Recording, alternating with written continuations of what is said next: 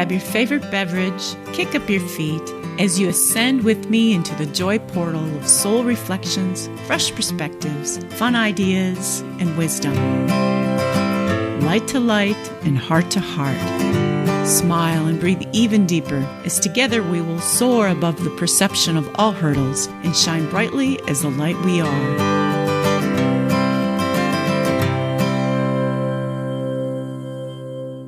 Namaste and welcome to Light, Laughter, and Lattes. My name is Geri Habstritt. I'm an evasive quantum healer, medical intuitive, self-ascension intuitive counselor, and your friend and soul connection for the next hour.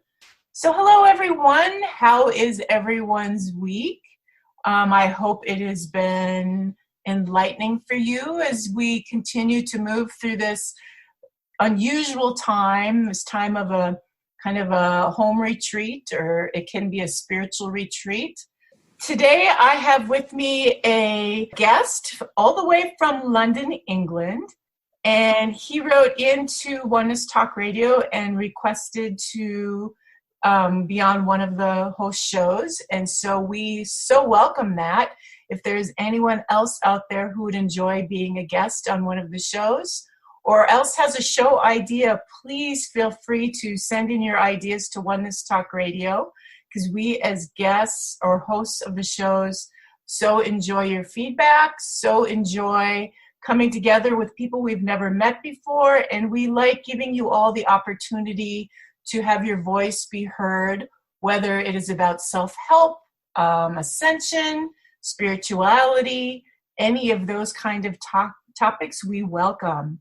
And so speaking of welcoming, I would like to welcome to you Darren Peters from London, England. He is an integrated psychotherapist, and I would like to introduce to you Darren today. Welcome, Darren. Hi, Geri. Hi. Thank you for having me. It's very, very warm that you allowed me on your show. Thank you. Absolutely. It is my honor. So let's kind of address what's going on at hand here, because I think that's sure. kind of part of the energy of the time. And so briefly, we don't want to give it too much of our attention, but we're going to acknowledge it. Yeah, we have to. So how is the virusing experience for you in London, England right now? For me, Geri, the virus experience is an interesting one. On the news and everything in the UK, London, I'm based, it's just, a lot of fear. Our death rates are going up a lot. And sometimes you think, why can't they, also show the people that are surviving, And then when you see it across the globe, it really does hit home. I think for me, because I am a key worker, I work in a hospital and out doing outreach for vulnerable people, I'm out there every day. So I'm grateful that I'm not stuck indoors. Oh, nice. Well, and I am finding there is some sites. I've found one of them called Some Good News, SGN, and they're actually doing a show. I don't know, they do it once a week, and people from all over the world are sending in the good news. And yeah, that's good. It's needed. And they're showing people getting off the ventilators, and they showed one man, I believe he was 104 years old. He was a survivor. And so they're showing a lot of the success stories, which is awesome. And I think, in the UK, the news, I was saying this to a friend of mine, they are actually trying to put good, positive stories out there. I think even the journalists are like, no, this is too much. We can't just completely fill them with dread, So they do put heartwarming stories. One example is the old gentleman, I think he was in the war, and he's 99 years old, and it's his birthday in like a week or so. And he said that they'll do like him walking around the garden, and his daughter sponsored him. And they just started out with £100. And he got onto one of the morning shows. I think everyone just took to this gentleman because you could see his daughters talking, giving an interview, and you could just see this old man really slowly, just but determined, walking around the garden. Today they told, guess how much he made? 20 million in a week for the NHS. Really? This 99-year-old man for his... Yeah. Oh Everyone sponsored him. Everyone sponsored him. They're like, it went to 100 and then it went to 1,000 and then they went onto the show and it's like, he's just taken to everyone's hearts. I think that they're even talking about knighting him. So he'll be like Sir Peter something. That's how much everyone is loving this man. It just, 20 million. Only 2 days ago, it was about 14 and I was stunned. And he just keeps going. He does about 100 laps a day. And what he said now, he says he's going to keep going as long as people send the money, because he's doing it for the NHS, because he had cancer and they really looked after him. So the whole idea was to raise money for the NHS. And that's how much he's raised, 20 million. Isn't that amazing? That is amazing. Well, and I like to see, I think there's so much focus out there on the negativity and the fear news and the, the fake news and all those different things that some of the people, I think people are really dying for good news, and people are starving 100%. For heart-centered, authentic material. And so I love to see that when something like that shows up, all the people that gather around it, and now all this money is being made around a heart-centered thing. So that just shows to me what people are really needing and seeking. And so I think it's a natural thing. I mean, we are evolving and ascending, and the earth's ascending, and we kind of have to as well. And even those people who might not have the awareness of it, even if they're a little bit sensitive, they're feeling that energy, and they would rather resonate in like a loving kind of vibe than a fear-based one, you know? Right. And I think there's so very little of the news. I mean, for people who are watching the news, I don't think you can even believe a lot of the statistics. From what I've heard here in the States, I have friends who are nurses, and I've heard a lot of the cases that are getting reported as deaths over this virus. And a lot of those people aren't even dying of it. They're not even confirmed, but there's some kind of a monetary kickback if it gets coded as that. And really? so, and I don't know if it's like that there. So I don't necessarily know that you can even believe, if you're listening to the news for statistics about how many deaths and how many people have it, I don't necessarily know. With the UK, it was more under-reporting. So the numbers that they were giving us was only for those who had died in hospital, because you had the clinicians on site to verify that they're dead. So they weren't actually giving us the figures of elderly people dying in care homes as well. And I think over here there's about 400,000 care homes. So about 3 weeks into it all, it's been this week, it's been a big scandal. They've realised that all of the numbers and figures they've been telling us haven't included the care homes. They've now gone around the care homes and literally they're really all kind of dropping like flies as well. And I think that scared people a lot here. So with us, it was more under-reporting, Oh, okay. Interesting times. So I think it's best, or what I'm finding is it's best to hold your focus in a place of like those heart-centered experiences. Definitely. Going inside and finding the joy, using this time for creating, renewing, rebuilding, That's what this time is for. Yeah. And that's where the truth lies, right? With the self-care and how much we can love ourselves and spend time with ourselves and rebuild ourselves, so that when we are out of this experience, we can walk out in a new way. Definitely. It definitely feels like something that is a process, because I remember when we spoke before, Geri, both of us realized that we had kind of gone through our isolation period before this had happened. And as soon as this had happened, we kind of went out there, and everything reversed, didn't it? Yeah.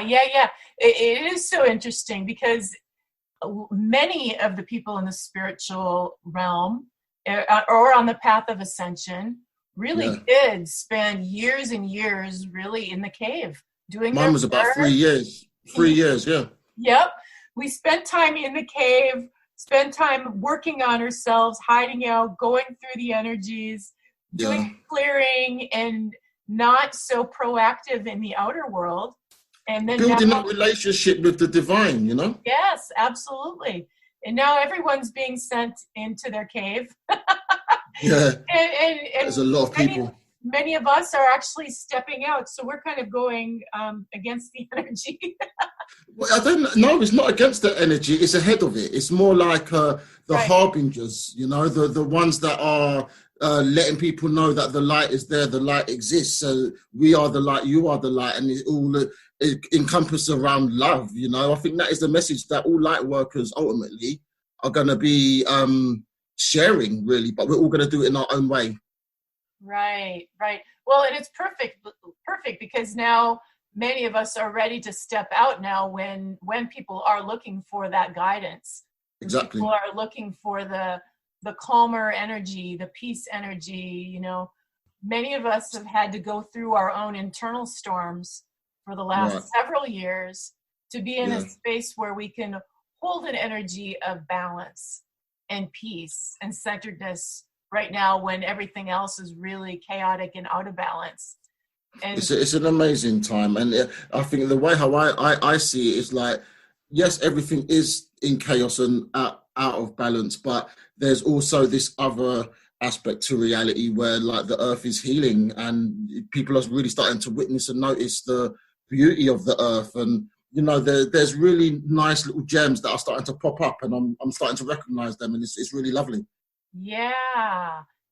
Well, I'm excited to get to the topic that you wrote in and said that you've had some experience with, and that is about activating the light body, or some call it the Merkabah. I don't even know, it's so much fun to have this conversation because I haven't had it before. And I had experiences like this when I was younger. I would kind of fall off into my third eye and spin off and travel. And that's what the Merkabah is the light body or traveling device to travel other dimensions. And I didn't know what it was. It scared me. I was afraid that I would never come back again, so I shut it down. And so I was delighted to find someone who said, I've got some experience with this. Let's talk about it. So can you share? Yeah, okay. I'm just trying to think where to share it from, because basically it was like the way how I experience it. It's a tangible thing. It's something that I see. It feels like it's cloaked within the clouds. And if I was walking with someone and I pointed to them, they'll be like, "Oh, that's just clouds." But I've kind of seen it in a way where they've revealed themselves to be a lot more. And I think for me, what's been beautiful about it is the way how it's grown. I remember for maybe about a year, this cloud energy that would have its mind of its own around me was quite small, and it would just like turn into little patterns and shapes or maybe faces, and I'll just be like, what the hell is that kind of thing? But I started to realize that it was my light body, and through my consciousness, if I thought of a certain geometric shape or a certain monument, for example, I would see how the energy around me would shift, and I would learn with this and I would practice with this. And then I noticed that my guides would come through depending on which ones I used. And, it gets very, I'm not going to say complicated, but I'm going to say quite complex. So it's hard to speak about. It's one of those ones where I haven't really spoken to anyone about it because it was just such an amazing experience, if that makes sense. Yeah, it does. When did you first notice this experience? Were you doing these things as a child, or did you have a way? It was more about 4 years ago. I would say that my energy and the different metaphysical abilities that I've discovered I can tap into and that I can use started around about 4 years ago, 3-4 years ago. And that was at the same time. I remember I was back at my parents' at the same time. That was when this cloud energy, I would just like be having a cigarette or something in the garden, and you kind of go into that zone, you go into that kind of meditative space. And that's when I noticed it. It started to come through that way. And then I had to leave my mum's because it was a very abusive kind of situation. And the moment I did that, the shift that happened with that cloud energy, it just grew. It doubled basically, and the kind of visions that it will show me is just intense. It's just amazing. So it's like for 3 years on, it's definitely something that now when I do meditating, the energy is very tangible. It literally can feel like electricity going right through my field and my system. And that's one of the things that I wanted to talk about to help people understand. It's not just about the light body or the Markabah. It's about connecting the Trinity, I would say. It's definitely, we're moving into the time where it's about spiritual synthesis. And the spiritual synthesis is when the celestial energy of the heavens is able to align to the terrestrial energies of the earth. And that was how can I put it? That was the epiphany that I had that activated that cloud energy. So, and then from that epiphany, understanding the spiritual synthesis, it's always about trying to keep those two energies balanced in between us. That's what makes the light body grow, because I guess essentially it is the embodiment of spirit coming down onto the earth plane. That makes sense. Does it? Yeah. So is this, do you know what ignited this 4 years ago? Did you do something different or? Ignited what, the concept or the actual energy? The energy. It was me coming to that realization. So basically when I was in the garden, I used to be in the garden a lot because I was going through certain things, and I started to plant certain vegetables and things like that. And I remember that year, I really connected with the earth. I mean, I'm literally doing gardening, basically. You know, it's like, it's very much a strong connection to the earth doing that. And I had the epiphany about the synthesis and about working with the two energies together. And that's when I felt this magnetic energy coming from the earth. And then that night, I noticed this cloud energy. But it took about a year before I put the two and two together, that the cloud energy is connected to the Markabah, because everything that I guess for me that I've experienced, there was nothing really to compare it to. So I had to really trust my spiritual guides. And then a lot of the times they would kind of like maybe channel certain information to me. And then I kind of learned it that way. It's connected to so many different things. It's not just about, you know, the Markabah. It's like the Markabah is the thing that gives you access to the multidimensional realms. And once you've got access to the multidimensional realms, it's just like world after world, and they're all in different forms. And it's quite hard to speak about it in a kind of linear sense. I think I was trying to say this to you before, because when you start experiencing all of these things, you just realize that there's no need to talk about it. There's no need to try and make people believe it, because what you're seeing is that unbelievable. It's really hard to explain. It's amazing. I understand. So before this all happened, was activating the light body or the Merkabah, was that something that was in your consciousness that you had read about, that you knew about, or was this a whole new, were you? Yeah, I would say, because at that time I tried to start going back into the Keys of Enoch by J.J. Hurtak. And it's always been one of the books that I've kind of struggled with, because it is very advanced. But then I remember, because I was having visions at the time, I was literally seeing like the screens appear in front of the air, and like, you know, watching whole like little concepts or clips. It was just incredible, the different things that were happening. I started to realize that those screens were like coming off the Markabah. You know, the way how the screen, you can literally see that the screen is like in a diagonal kind of like way. It's like it's on the top of something. It's amazing. So all of these things are kind of like powered by the Markabah.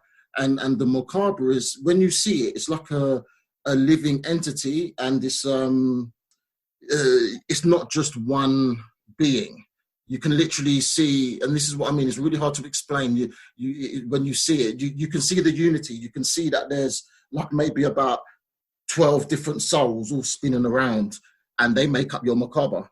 It's incredible. So what is it that you would most like to share about it that might help people who are maybe just experiencing this for the first time, or have an awareness, or stepping into it, or want to activate it?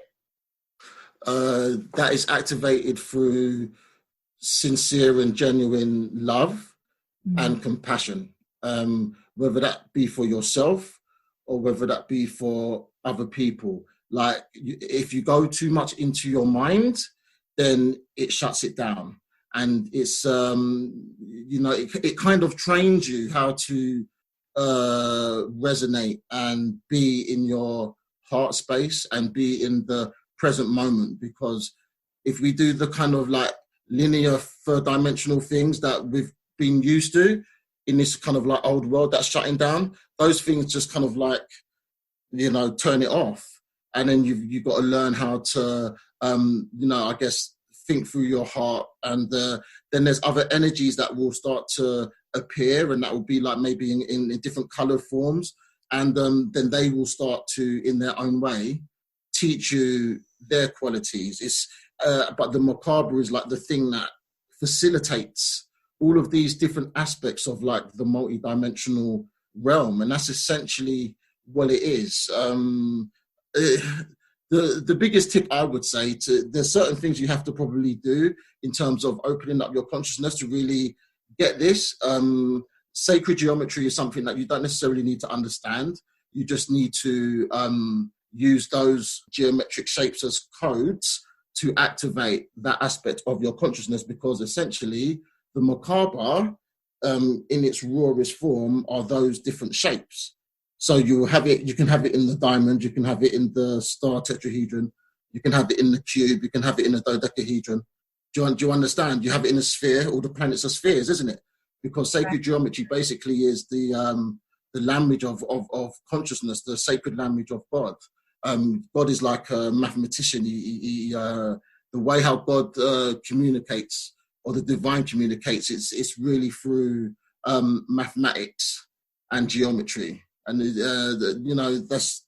that's why if you can understand that connection, it will open up a doorway to the Markabah.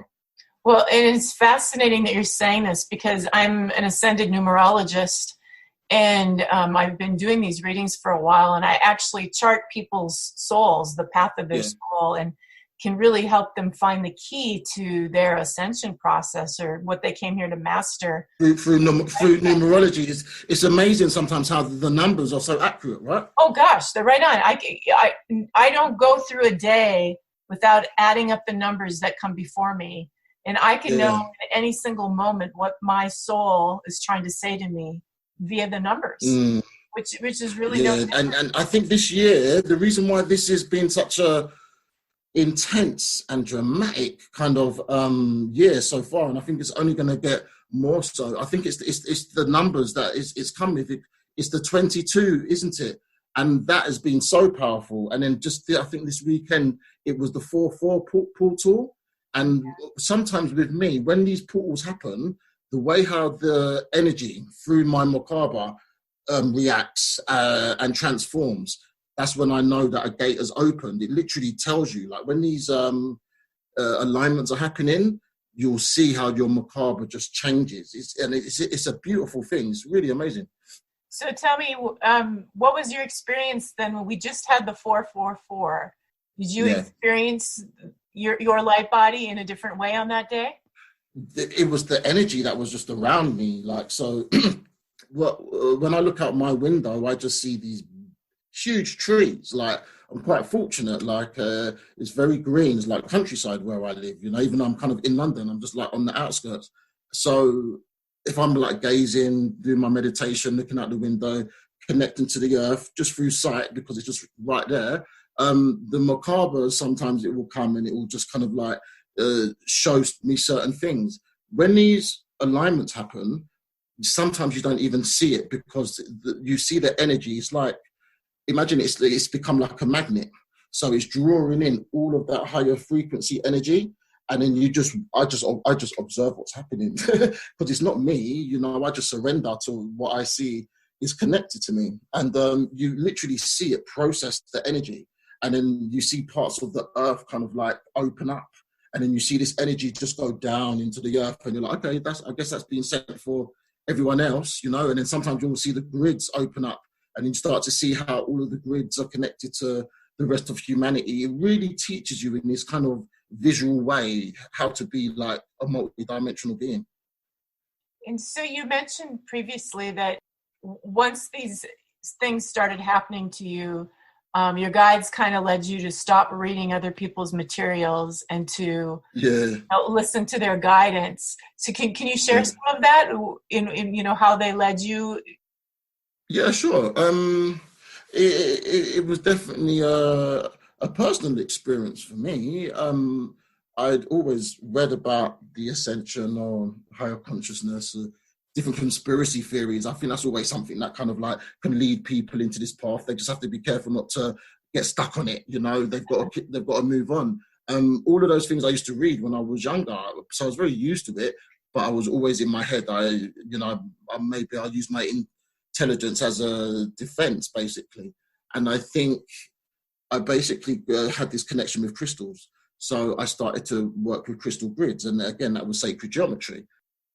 I was working with a friend of mine at the time doing meditation and stuff like that. And then there was one night when he was the one who actually saw within his crystal the different faces of like these sacred beings. And he was saying he could see all of these faces. And I was like, do you recognize any of them? And he was like, you can see Jesus, you can see Mother Mary, you can see a Egyptian deity, you can see someone who looks like Merlin. Like they were all like archetypes, basically, that we would all recognize. I was like, okay, that sounds like the Ascended Masters, right? And then, you know, they started channeling messages to me through him. And that was the first experience of me really connecting with like those higher energy beings. I tried to kind of, I wouldn't say run away from it.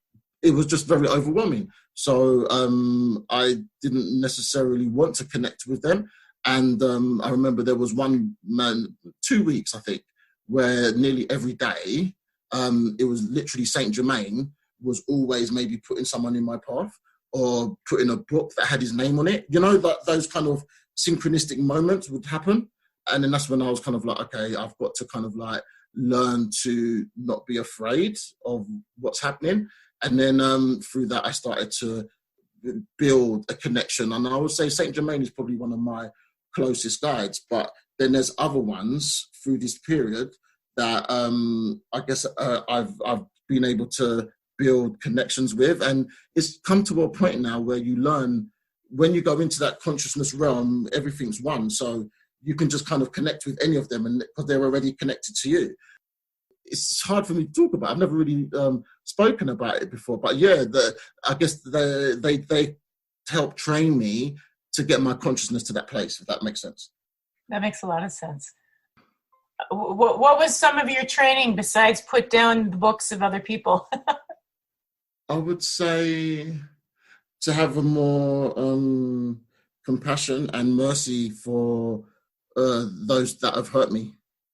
Oh, yeah. You know, it seems like it always comes to the heart. No matter where you go, it's always about compassion. It's the most powerful thing. Yeah, and it always comes to forgiveness, forgiving ourselves. And it's not easy. It's really not easy. I've struggled with it. I've struggled with it a lot. But I think one of the other things that I could give you an answer for in terms of teaching me, it's really that feeling of unconditional love. I didn't know that I would really be able to be touched by spirit in this way, kind of thing. But I kind of got brought to the point in my life where I literally didn't really have anybody, because, you know, things were just in a kind of a negative state. And, you know, I really hit rock bottom. And that was when they kind of came through, and they were kind of like, you know, you've got to do this and you've got to trust. And it was a very scary thing, but I kind of realized I was at a crossroads, and the love that they kind of showed me at a time where I felt like all of my family had abandoned me, that was such a touching experience, because I feel like if they didn't do that in that moment, I might not be here today, you know? It seems like that is part of almost every light worker's journey. Right. Either they come into a really challenging household where Yeah. they had to leave it, or Yeah. they were left, or there's some kind of, if you read about Paramahansa Yogananda or any of the great ones, or Buddha, they would leave and go on their spiritual journey. And it seems like those of us that are on this light workers path, we had to experience that abandonment somewhere along the way. It's a similar template, isn't it? And I just remember because my mum used to always actually say this quote because I think it's something that happened to her. But I realized in that moment when I was sleeping in my car and I didn't have nowhere to go, it was happening to me as well. But at that time, I didn't feel on my own. I remember I could just look up in the stars and I would literally see like different clouds or lights or just different things happening. And I just knew that it was my guides just letting me know that, they were there with me. And I felt very, very fortunate to have that kind of reassurance because I know not everyone, I guess, gets to experience that in this kind of like earth plane, you know?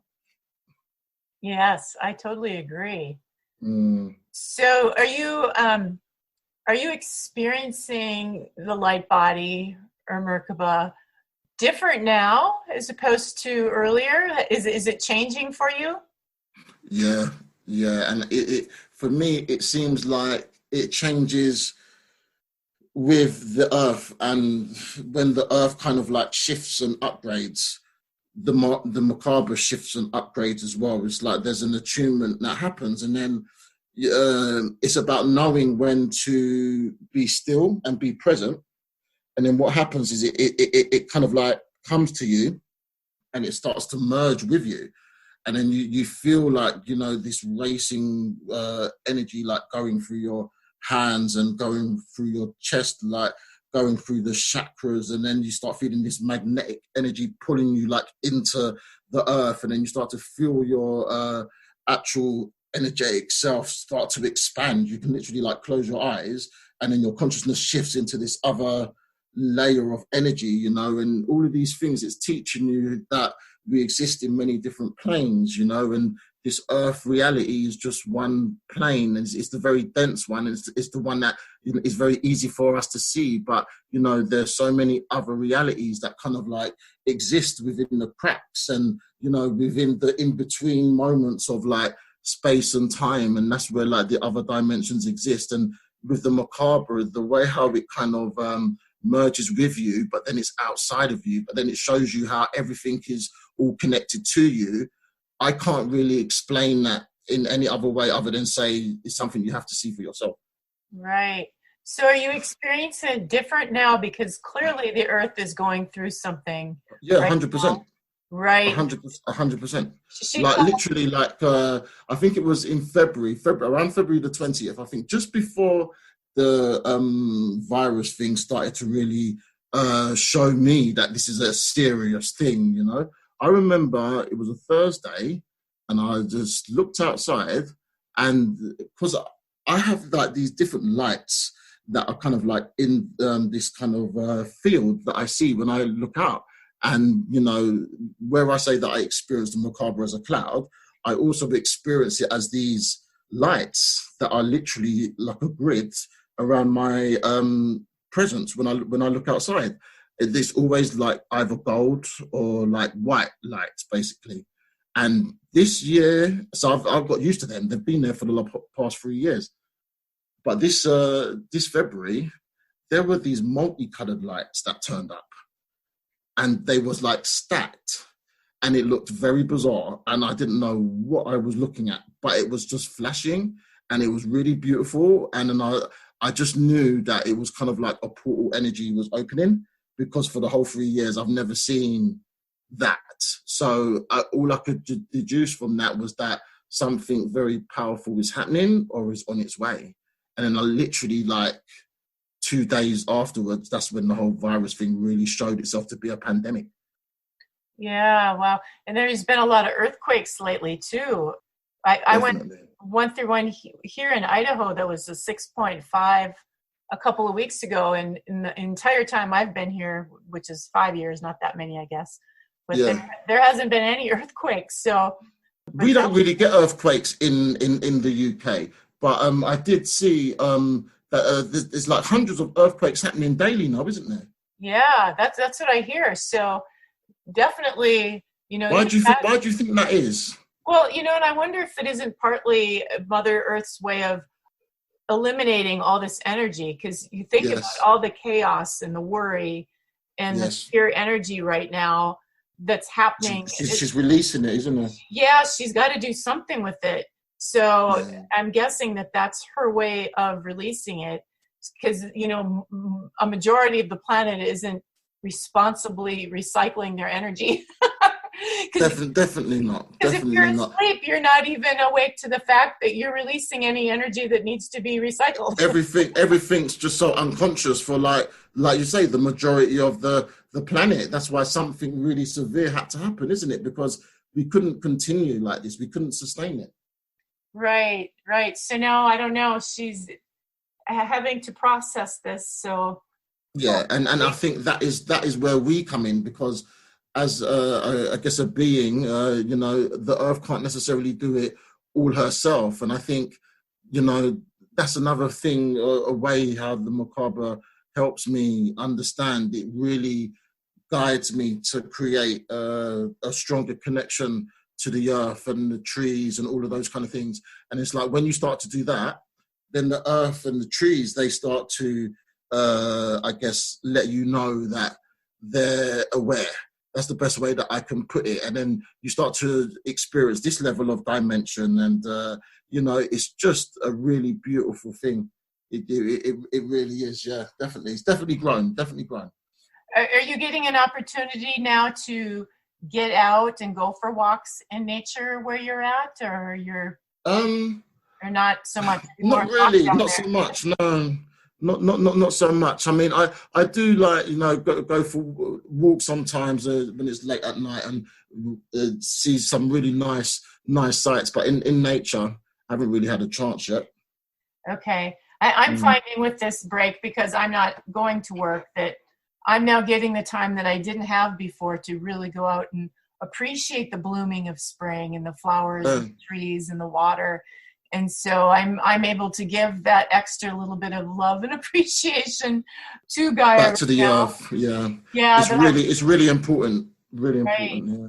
Right. That's something that would be great if everyone can do that, if they have the free time and they're not, even people that are working from home, just to take a half an hour break and go out and walk around. Just appreciate the new earth, because I think literally like we are in the new earth now. It's totally changed, doesn't it? Like just the behavior of the people, it's really calm now, Right. Yeah, I agree. Is there anything else that you would like to share about the Merkabah that you think would be useful? I'm just thinking. I think I kind of shared a lot. What the last thing maybe is it's the light body. So it's very connected. If you want to build a connection with the Markabah, it's about understanding also your connection with light and the different rays of light and the different qualities that they have. That's just a tip, the more you can get your consciousness to think in that kind of way, the easier it will be for the Markabah to connect to you. That makes sense. That does it, yeah? Yeah. No, I don't want to try and get too deep, because like you said in the beginning, it's something that people don't necessarily talk about that often, but I think that it is a reality, and it is something that we do need to try and be a bit more comfortable with. I actually did find a little passage in the Keys of Enoch, and it's kind of mentioning the Merkabah. Would you like me to read it? Sure.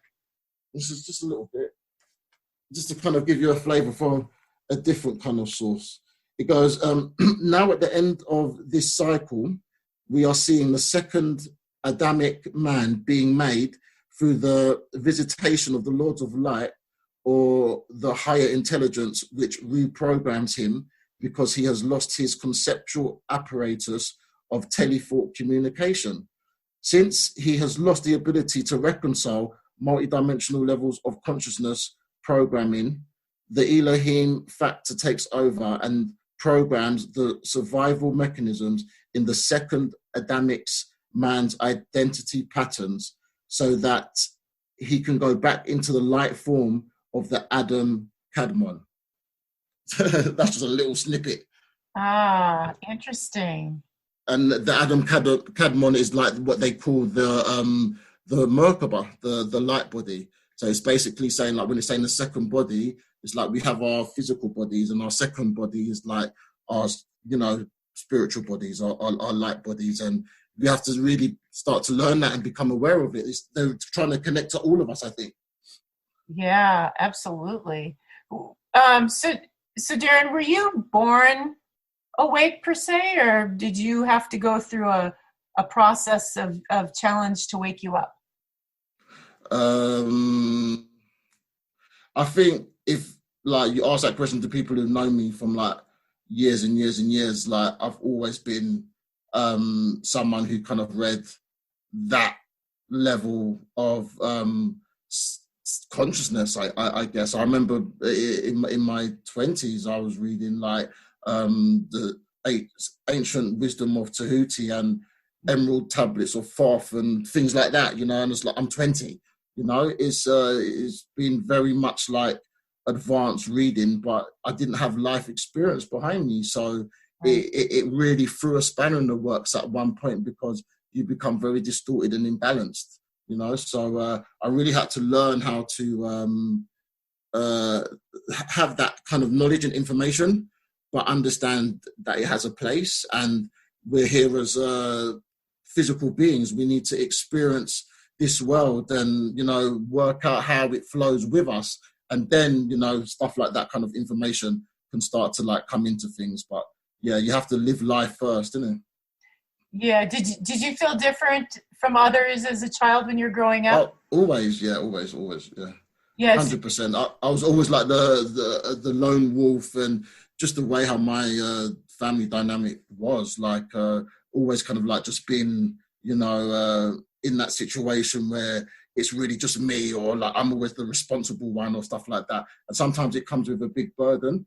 And then you've just got to realize that you're not the one carrying all of that on your shoulders, And I feel like that's when you start to build that connection with your guides, they really help you realize that you're not in it on your own, and just surrender to the divine, and they kind of carry you with them, Right. Yeah, I'm smiling as you're sharing this, because so many of us, felt alone or different.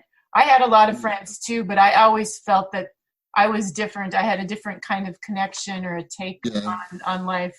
And we were the misfits, innit? We were the misfits, and it was difficult. But we grow into ourselves, and then we realize actually we can kind of connect to everybody. It's kind of like, it's a paradox. It's like the opposite. You feel like you're alone, but it's actually because you're so sensitive, you're picking up on everyone's energy. It's really bizarre. It's a very mysterious universe that we live in, and when you're able to think in that kind of abstract way, it reveals itself even more to you. And I think that was the ability that I had. I was always able to think abstractly. So that's why I could always read these types of books, and kind of it made sense to me. Now all of these things are things that people are talking about, but I read all of them like 20 years ago. Yeah. I came across a lot of these ahas too, because I'm very empathic, and but I didn't know that I was empathic when I was younger. What made you realize that you was an empath? I probably learned it when I started to do the healing work, and I was doing work with other people, but up until that point, you're experiencing everyone else's feelings and emotions, and you don't realize it. You don't know that it's other people's. You think it's your own. And upon reflecting, I'm like, oh, well, that's why I did that in middle school, and that's why I acted totally out of character. And I would walk away from experiences thinking, well, what just happened? That wasn't me that said that. Something happens and it jolts you, or the resonance just doesn't feel right, or you just feel overwhelmed. And that is that energy centers that we have as well, isn't it? And definitely as empaths or sensitives, it's about understanding how to just pull your light body in, or your aura in, just visualize it as a bubble. You don't have to see it, first of all. You have to just know that it's there. And that's the journey that will actually take it to reveal itself. It's not going to reveal itself until it knows that you actually truly do believe that it's there. Does it make sense? That's just kind of like how it is. So you have to just visualize like a bubble. And if you're like going on a tube or something, you just kind of like visualize yourself, the bubble condensing and just wrapping just a small layer around you. And that's what kind of like shields you from it. I remember it was my teacher who taught me that. But like you say, when you're growing up, you don't know this in the beginning, do you? No, you just think it's you that you're feeling. And and I'm hearing now too about so many of these children that were born, many of them at 2000 and after are highly sensitive kids and highly gifted, and they're feeling because they're the future. They're the future. And I think a lot of them are really taking on a lot right now and feeling a lot. And I'm sure many of the parents don't know that this is what they're doing, that they're really holding the energy and emotions of the family and the lineage and probably the people around them. And these young kids have no clue or idea that that's what they're doing. Darren, it was fun for us all to hear for sure about the Merkabah. I think that's something that's intriguing to everyone who's on the path of path of spirituality or self-awakening or self-realization. It's the most amazing thing to experience, and I think it's like literally the key to the fifth dimension, because the fifth dimension is all about multi-dimensional consciousness and unity, and that's exactly what the Markabah brings. Once you connect to it, it's all about being multi-dimensional and being one with the earth and one with spirit. Yeah, and the key to getting and anchoring in the fifth dimension is compassion. And yes. And that was the one thing that you mentioned too, was the key for you to staying in that energy was to be in a place of compassion. So, but also compassion, but also appreciation for the earth. It's the earth that's ascending right now, and for us to really tap into our ascension, we have to first tap into the earth's ascension, and then she kind of like her energy merges, and then she kind of like carries us through it. But that's another tip, there's other different components that your light body has to kind of connect to, and then they're all kind of like wheels in a cog, and they all kind of turn together in harmony. Yeah, I love that. I love that. You like that, yeah? Okay, good. It's all so exciting and so much fun. Thank you so much, Darren, for reaching out to Oneness Talk Radio and sending in the message that you would like to be on one of the shows. It was a delight to have you with me today. Thank you. Thank you for having me. Absolutely. And thank you, everyone, for listening to Light, Laughter, and Lattes. I hope you have a fabulous week. Namaste. Thanks, Jerry.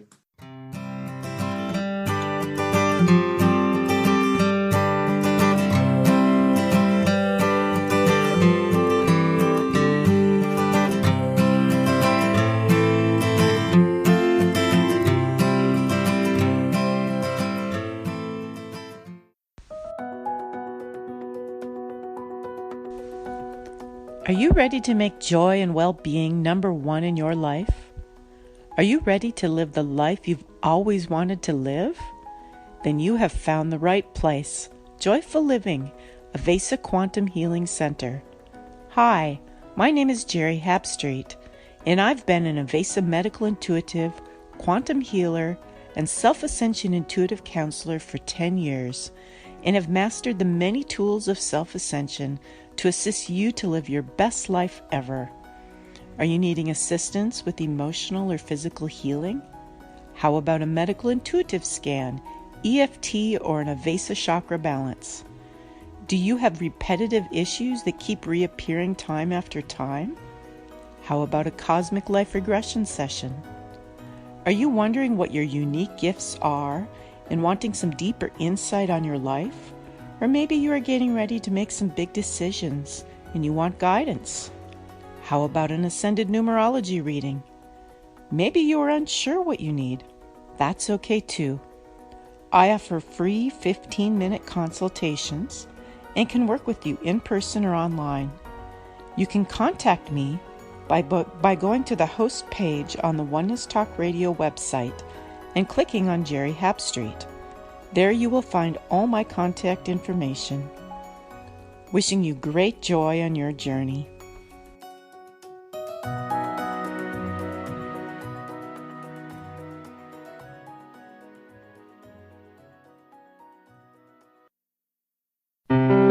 Oneness Talk Radio. Hip, fresh, fun. Tune in to an honest portal of positivity 24/7. Experience unique talk radio from all around the planet, perfectly mixed with music that enchants your soul. Discover oneness moments as you relax into 3 to 5 minutes of divine inspiration. Claim your oneness today. OnenessTalkRadio.com. One world, one voice. Expand your vision.